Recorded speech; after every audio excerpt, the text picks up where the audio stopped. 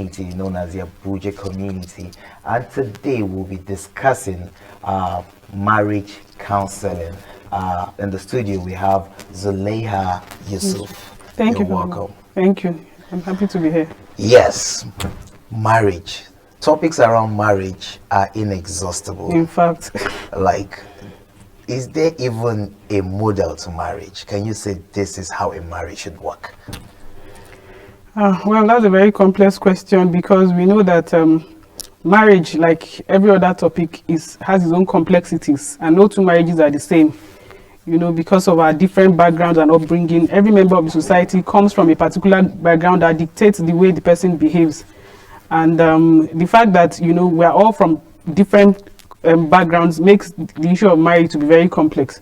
So I would say that there's no particular perfect model to marry, but depending, of course, on your belief, you know, your spiritual beliefs, your faith, your culture, there are some certain values that you're supposed to have and to exhibit.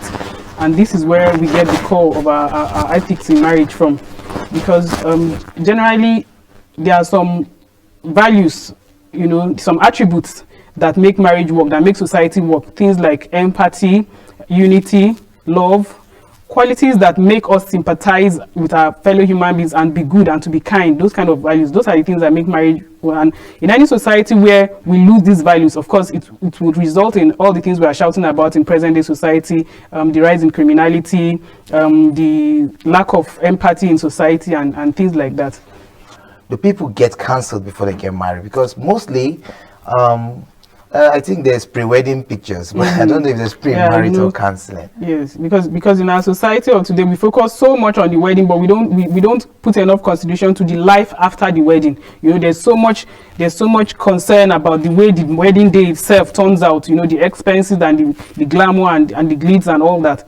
Premarital counseling is common, of course, in some background, or in some faiths it is a requirement, which is a very laudable initiative anyway. It's a requirement that even before you sign the dotted lines, before the officiating minister will even attend to you, you have to have undergone some courses. But then from some of our background, we don't have that. There's a lapse, and we are seeing it play out in our societies, where people get married today, in the next 3-4 months they are getting divorced, marriages of 1, 2, 3, 4 years, and there are irreconcilable differences that, you know, no matter what you say, because the issues were there, they were not trashed out even before the marriage. So people are not very aware, depending on their background. In some places they are aware, but for the vast majority of Nigerians generally and Africa, all we do is just boy meets girl, families are okay with each other, and then we just go ahead to get married. But there are issues that are supposed to, because everybody is coming with childhood trauma. Some people are coming with different kinds of background issues that have not been resolved, and where these issues are not resolved, they will play out in the way the marriage works out at the end of the day. Okay, now let's talk about the marriage itself. Now, with the marriage is people, they are married, the couple are together, and then there are issues. And you an author, let me come to the author background that you're coming from. Now, you have this book you wrote talking about coping mechanisms in a difficult marriage. Let's hear your thoughts.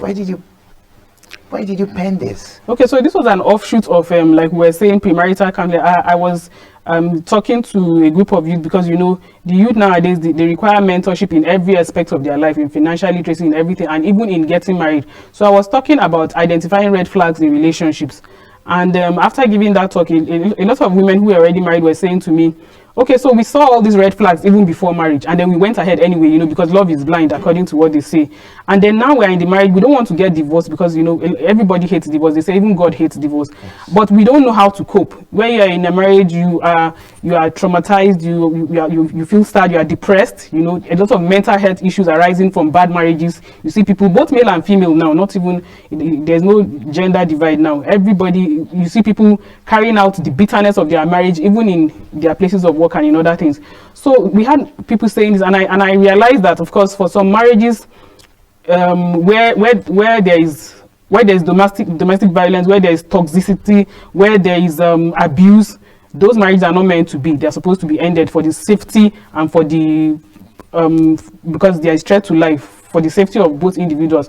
But where the issues are such that can be resolved, you know, I felt that no matter how difficult it is, there are some steps that one can take in order to be able to survive, both from personal experience and from the experience of other people I see, because I like to interview people a lot.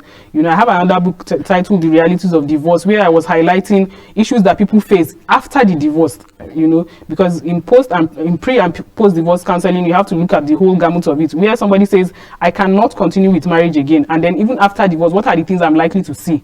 So that was so for this particular book, Coping Mechanism in a Difficult Marriage, I was trying to see where the kind of ways we can resolve, because most times it comes from the individual.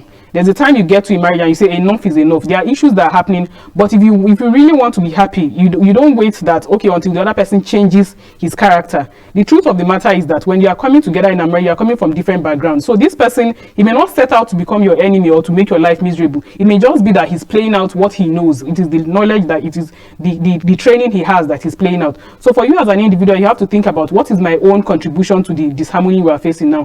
What have I done, or what am I doing wrong that I need to put correctly? So you discover that when there is a mindset shift, where you yourself start to reorientate yourself and to change some of your reactions to issues, the marriage issues will start to resolve themselves one by one. You are concentrating on yourself, but because you know from the you are building your happiness from the inside out, you will discover that those issues that you thought were so serious in marriage will begin to get resolved one by one. So that's my advice, you know, for marriages where there is difficulty, where there is problems, that we as individuals try to take steps, you know, to change our own, the way we behave, our reactions to issues, you know, change our own values generally, and it will augur well for the marriage and for society in general. Whatever the issues we see in society that we're complaining about, let us start from our individual self. If I'm kind, I will definitely experience kindness from the people that I meet outside. If I exhibit positivity, things will go right for me. And this is just simple principles of life, that what we want, the change that we want to see in other people, we should let it start from ourselves first.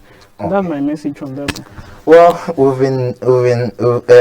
have in the studio Zulaiha Yusuf, a marriage counselor and a legal practitioner and an author as well, and we've been talking about marriages and how the unity at home influences our nation. We'll go on a short break. When we return, we will look at the other parts of our discussion and see how good homes influence our society.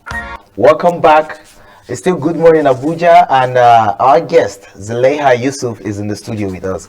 So now we've examined marriage, we've examined the premarital stage of marriage and why it's important for counseling to take place at that point. And now we've looked at the marriage itself and some of the challenges, some of the things that trigger challenges in marriage.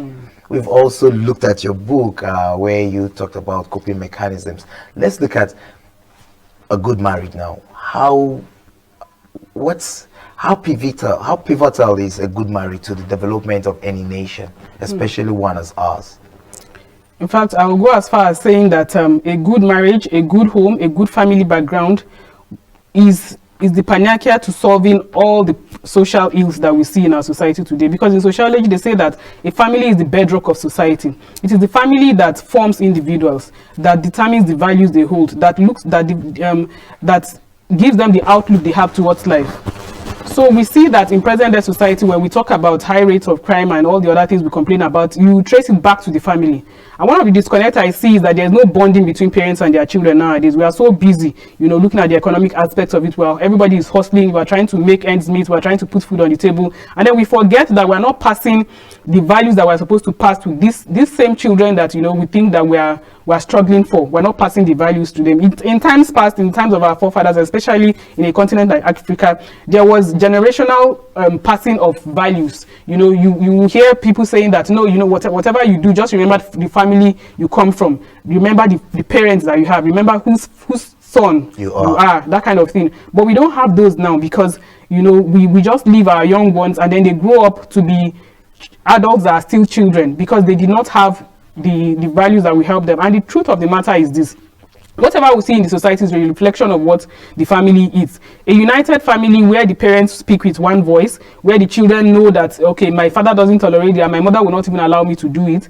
you know, it will make the person to hold those values strongly, so that wherever you are, even when your parents are not there to watch you, you always remember that, okay, I'm supposed to behave in this particular way. So the family is definitely pivotal to societal development, and a good family will in turn bring out individuals that will make up the society, because the society does not exist in a vacuum. The individuals we see in leadership positions, in different positions of authority, in the different spheres of life that we see in the marketplaces, in the schools, you know, that we relate with, everybody comes from a particular family, and what they exhibit in terms of character and in terms of attitudes is most times is a result of what they have passed through in their own home, which is why it's very important that, you know, that we all try in our own positions to be better fathers, better mothers, better sisters, better brothers, better children to even our elderly parents, things like that, so that it will reflect on every other person in society. You know, we've been having this beautiful conversation talking about marriages, the unity of our homes, and its impact on nation building, that is Nigeria in this particular case. And Zuleha Yusuf has been giving us pointers on how we can identify some of the red flags that we need to avoid, and why we should do our part in our own little corner to make sure that our homes are united, they are prosperous, and it's filled with love and happiness. We need to have empathy, to have pity, to have love, to have kindness, and respect is what she has been emphasizing. It's been a pleasure having you on the program. It's been a pleasure being here. This topic can never be exhausted. At all. We can't finish this topic, and of course that's why it's a continuous one. You know, we would like you to come back some other time so that we could look at another aspect of marriage and how we could at least raise the awareness around building a more united home. I will go on a short break. When we return,